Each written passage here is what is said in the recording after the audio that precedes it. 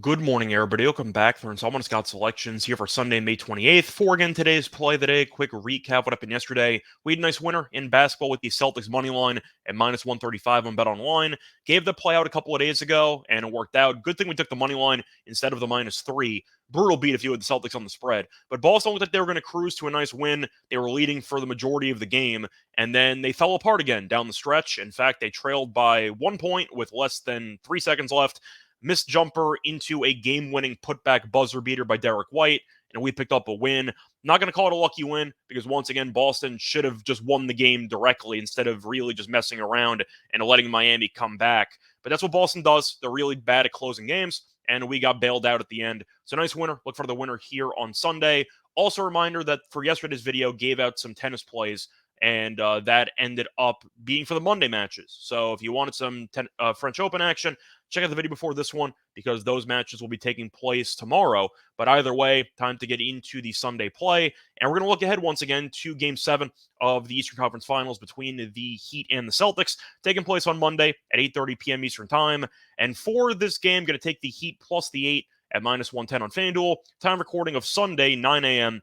Eastern Time. Covering why we're going to take the Heat plus the 8 in the spot. First reason, going through the actual home road splits, Miami's been pretty good on the road this postseason, while the Celtics have not been very good at home. The Heat are 5-4 straight up on the road this postseason, and the Celtics are 5-5 straight up at home this postseason. But a reminder, Miami has already won 2 road games in the series, winning Game 1 and Game 2. Now, the total in this game is only 203.5. It's been heavily bet down for the under.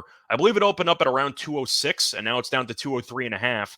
But the point is, you can make an argument that the 8 points that Miami's getting are actually more valuable because of how low the total is. And since you're expecting both teams to struggle offensively, that means that each individual point has more value. So it does seem like you're getting a pretty good deal getting a team with basically 3 possessions in what should be a rock fight in Game 7.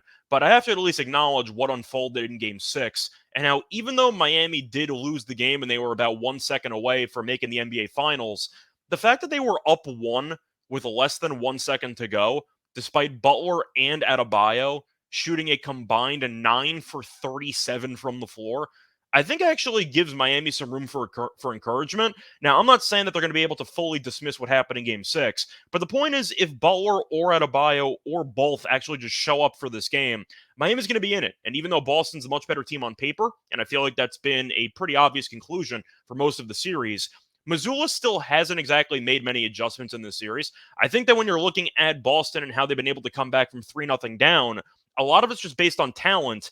And it does seem like Tatum has gone back on. He's been playing very well, especially in the fourth quarter of some games. Brown has kind of got it going a little bit, and Derek White stepped up, as we saw with the buzzer beater, and Marcus Smart too. It just seems like Boston's been playing better. And even with that being the case, Miami's still been hanging around.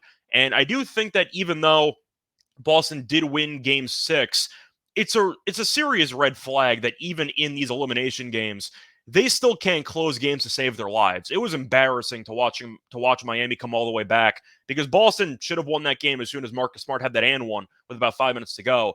But the point is, you're going to give me 8 points fading a team that can't close games. And a reminder, Boston has blown at least one double-digit lead in 3 separate games of this series. And even the 2 games they covered in the series with games 3 and 4, game 4 and game 5. Game 4 was a rout. Okay, simply put, Boston blew them out.